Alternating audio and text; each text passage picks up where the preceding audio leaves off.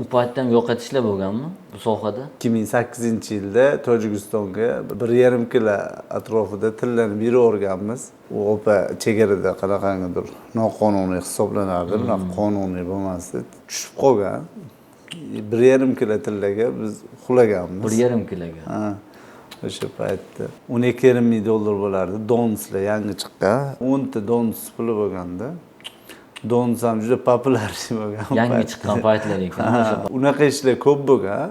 Zargarlik sohasida nafaqat biz, hamma zargarlar shu tilla sohasida ishlaydiganlar 2019-yilgacha shunaqa yo'qotishlar bo'ldi. Chunki bu sohani boshi bor edi, oxiri yo'q edi-da. Bunaqa erkin nima deydi, sohaga imkoniyatlar berilmaganda, birjadan bunaqa oltinni sotib olishga imkoniyati bo'lmagan. Bunaqa hozir juda ham sohada ishlaydigan paytlar keldi.